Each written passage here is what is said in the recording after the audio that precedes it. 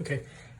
All right, in this section, there's really not going to be much new from a previous section that we did with graphing with transformations. So the only difference now is we're going to have a different parent function. So in this section, we're going to graph using transformations an equation like this.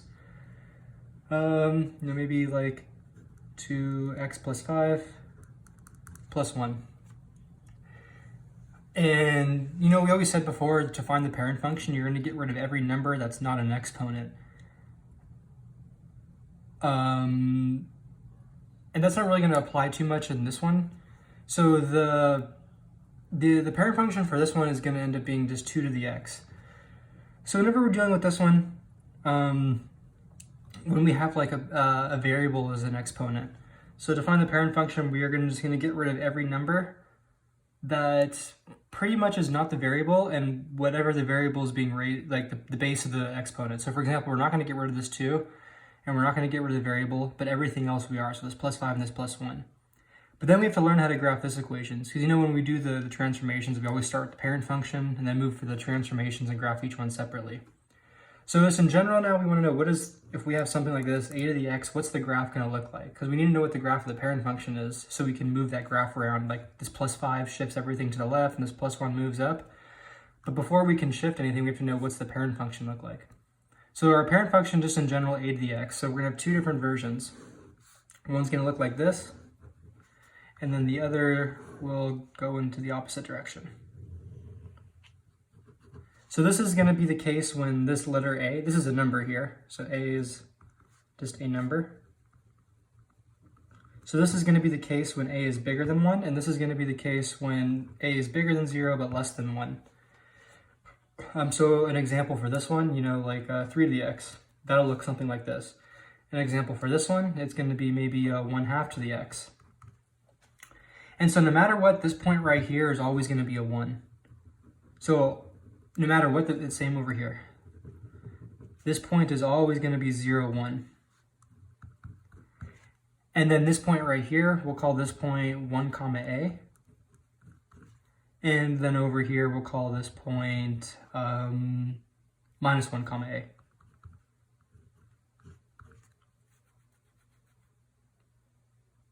Well, this is going to be, this one's a little bit different. So this would be of the form, so say if we had something like, this needs to be 1 over a, sorry. So these are just always the two cases. And whenever we're graphing these exponential ones, when we have the variable as an exponent, we're only going to need to put 2 points on the graph. And it's always just helpful to do these points. So whatever if the a is bigger than 1, just put the point. You always put 0, 1 on both of these. When a is bigger than 1, so like for 3 to the x, we'd put 1, comma a. When a is in between 0 and 1, so like 1/2, we'd put the point minus 1 over a. And then one thing else to keep in mind is that these graphs, they never cross the x-axis. They're going to get closer and closer and closer to it, but they're never going to cross it. So same with over here. This one's just going to get really close to the axis, but it's never going to cross it. So that's also something that we need to keep in mind when we're shifting these graphs around. But over here, this graph just goes up forever, and on this one goes up forever. So let's just do a couple examples of dealing with this. So our first example, let's do f of x equals 3 to the x minus 1 plus 2. Okay, so first let's start with the parent function. So the parent function for this one equals 3 to the x. And then our first transformation is going to be this minus 1, so 3 to the x minus 1. And then our last thing is plus 2. So we'll have 3x minus 1 plus 2. So let's start with just the parent function. So here we have our a, the base is bigger than 0, so our graph is going to look something like this. And like we said before, we're always going to have the point 0, comma 1. And then also the point 1, comma a. Here a is 3, so we're going to have the point 1, comma 3. And we can still just easily see that from an xy table. If we make a little xy table for this one, this is going to be for y, for the parent function, so for 3 to the x. So really this is x and then 3 to the x over here. So when we plug in 0 for x, we have 3 to the 0 power. So anything to the 0 power, that's always 1. So here we have the point 0, 1.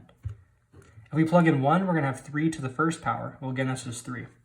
So again, we can just find these points just from using an xy table. Okay, so here's 2 points. Here's our graph, 3 to the x. So let's move on to the next one, 3 to the x minus 1. Okay, so let's draw our graph. We know if we have an x minus 1, so this minus 1 is attached to the x, that means everything's going to move to the right 1 unit. So to be take this graph, we push everything over to the right. So this gets pushed to the right, so now that's going to be at 1, 1. And this gets pushed to the right, so now it's going to be at 2, 1. Or sorry, 2, 3. Okay, and then we make the same shape.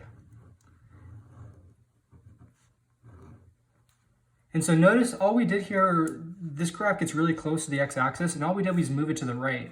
So this graph right here is still only going to get close to the x-axis. But in this next step, so we want to do the plus 2. So the plus 2 means we're going to move everything. So this is 3 to the x minus 1. Okay, so now we're doing 3 to the x minus 1 plus 2. Now this plus 2 says everything just gets moved up 2 units. So we're going to move this point up 2 units. Now it's going to be at 1, 3. This gets moved up 2 units. Now it's going to be at 2, 5. Okay, but remember, so now this graph, it got really close to the x-axis. But that's going to get moved up 2 units as well because we're moving everything up 2 units. So now it's going to get close to this line right here. We're moving that up, and this is going to be at the point 2, y equals 2. So here, this line is like y equals 0. There's no y value here. But when we move everything up 2 units, this line that the graph gets really close to, that also needs to move up 2 units. So we're going to move that up to 2. So now this graph's going to look like this. So it's going to get really close to this line. It's not going to get close to the x-axis anymore. It's going to get close to this line, y equals 2. Okay, and so that's how we would graph this first one. All right, so let's move on to another example. Okay, let's do y is equal to, or use y's, f of x is equal to, you can do 1/2 x plus 1 plus 2. Okay, so the parent function is 1/2 to the x. Our first transformation is 1/2 to the x plus 1. And our second transformation is 1/2 x plus 1 plus 2. So let's graph each of these things separately. So let's start with the parent function. So now we have this number in between 0 and 1, so the graph's going to move in the opposite direction. And again, always there's 0, 1. So let's make an xy table again, so we don't have to like resort to memorization. So if you plug in 0, again, this over here, this is 1/2 to the x. You plug in 0, you get 1/2 to the 0, that's just 1. You plug in minus 1, so we're going to get 1/2 to the minus 1. Remember, when we bring something to a negative exponent, it just turns it upside down. So 1/2 to the minus 1, that's just 2. So over here, we are going to have minus 1 comma 2.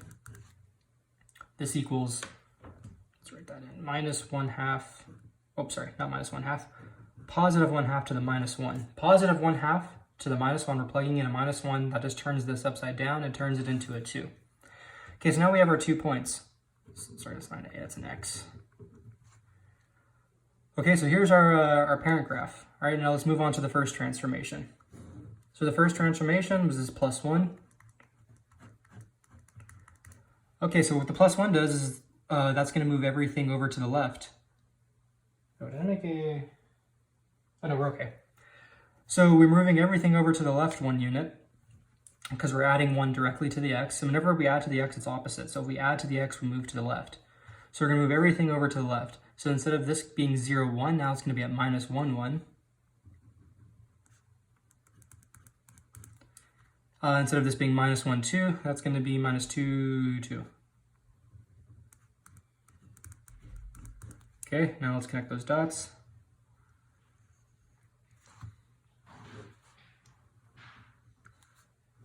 All right, so the graph looks something like that. Again, we're still getting really close only to this the x-axis. And so now for the last transformation, this plus 2.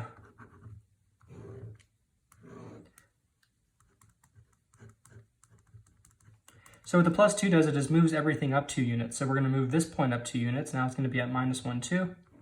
Or sorry, minus 1, 3. This gets moved up, so now it's going to be at minus 2, 4. And now remember, we were getting really close to this line right here, the line pretty much y equals 0, but now that's moving up 2 units, so we're going to get really close to the line y equals -2, or sorry, y equals +2, because we're moving everything up 2 units. So now we're going to get close to this line. Okay, and then this right here would be our final answer.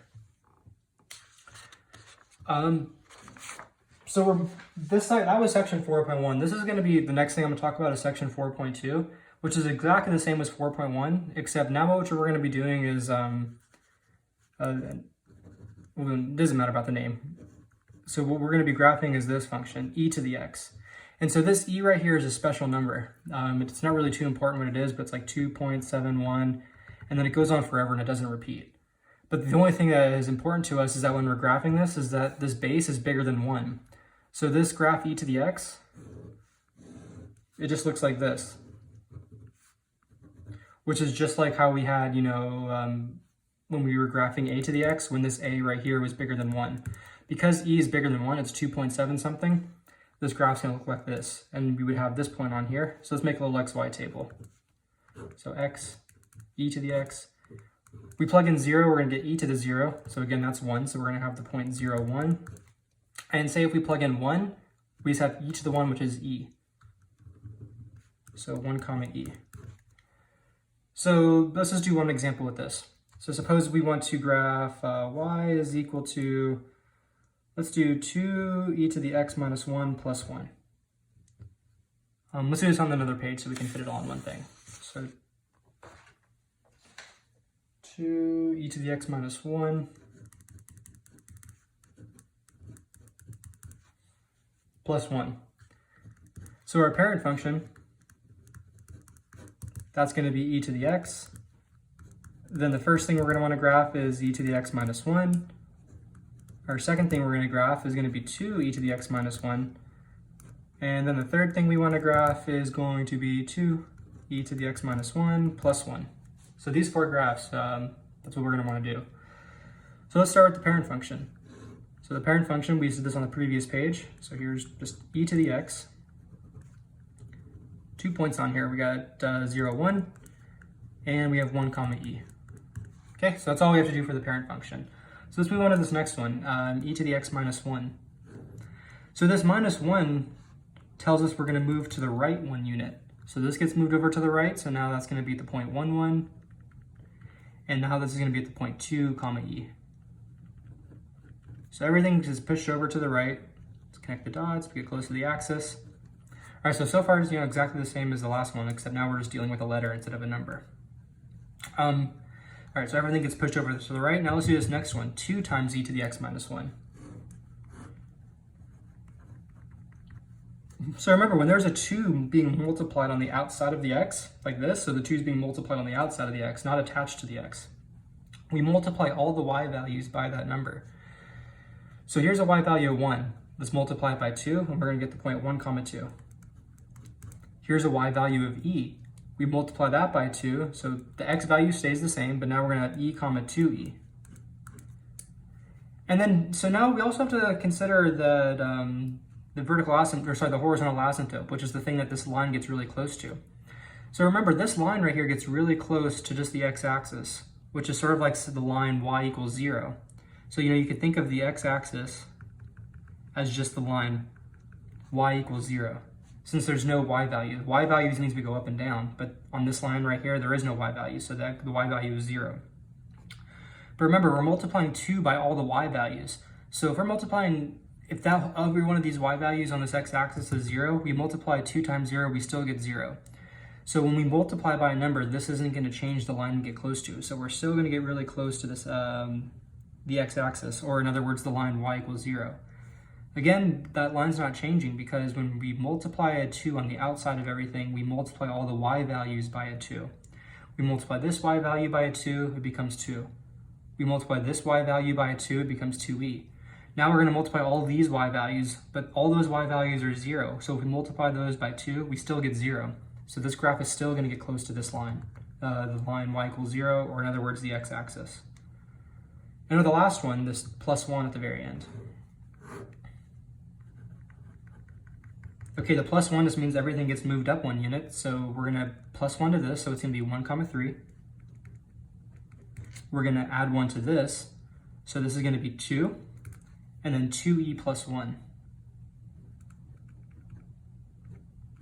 Okay, now remember, now we're adding 1, so this got close to the line y equals 0, but if we add 1, that moves up, so now it's going to get close to the line y equals 1. So here's y equals 1, and our graph is going to get close to that line. Okay, so again, so here's a point 1, 3, and then we have 2e plus 1, and we're getting really close to this line right here at y equals 1.